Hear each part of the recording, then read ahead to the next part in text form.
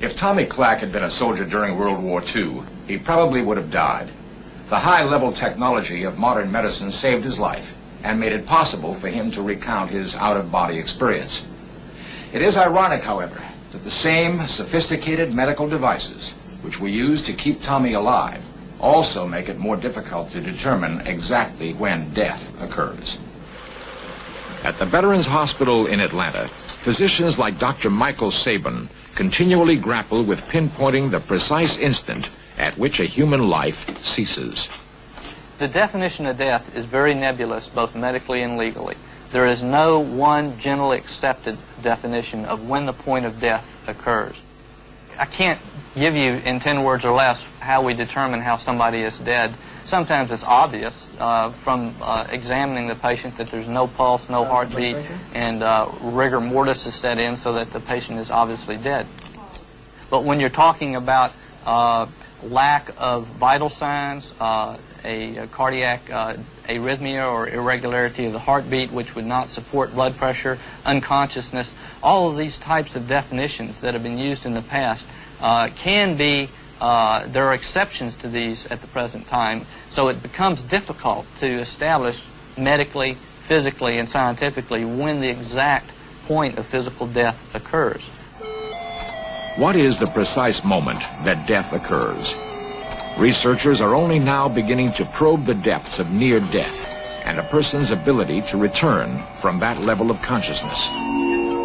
As with most medical research, the investigation begins with laboratory animals. We are cooling our experimental animal, rats, to a body temperature of about 10 or 5 degrees centigrade, which is about 45 to 50 degrees Fahrenheit. Dr. Vosin Popovich of Emory University School of Medicine uses a cooling process in an attempt to define the instant of death. When the body temperature is decreased to such a low body temperature, metabolic processes, heart rate, respiration, everything slows down and eventually stops. So the animal now looks dead. The animal is clinically dead, but it is not biologically dead. That means all clinical signs of death appear present, but the animal is still alive. After 2 hours, we could still recover that animal by rewarming. After 3 hours, we cannot, because we now pass the point of biological death. The point of biological death is passed, and the animal is dead. With the success that Dr. Popovich has had in freezing and reviving rats, it seems likely that the same could be done to humans. Some human bodies have been purposely frozen immediately after death. There has been at least one unsuccessful resuscitation attempt. An accident in Canada provided researchers with an unusual opportunity to try to revive a frozen boy. His story begins to unlock the secrets of that special place between life and death.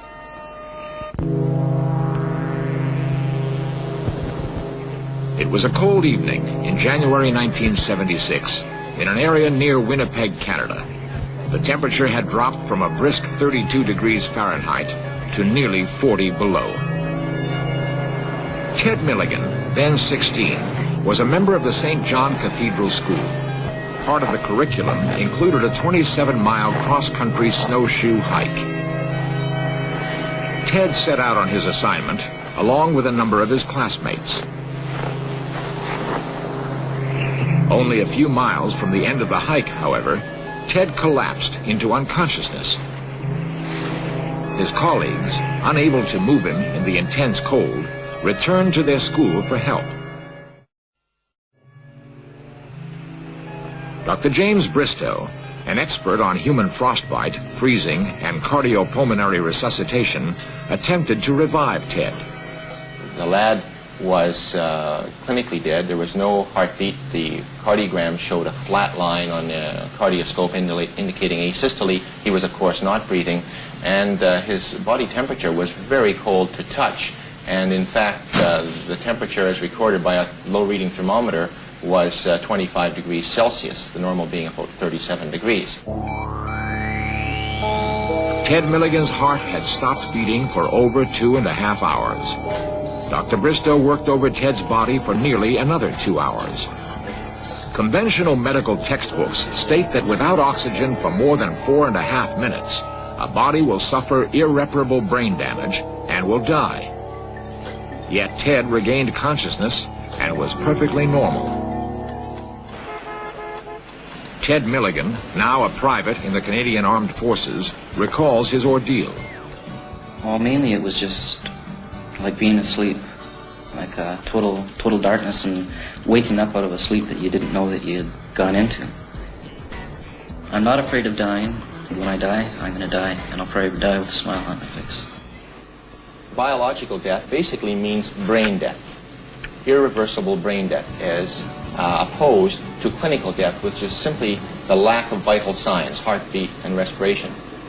These episodes, and such as Ted's, has focused on and brought more awareness to the fact that there can be a great discrepancy between clinical death and biological death in some instances, and notably accidental hypothermia is one of these, where in fact an individual could be written off and could be given up as being clinically dead, only to have the brain still intact, the brain cells still intact and capable of being resuscitated, which is the important thing.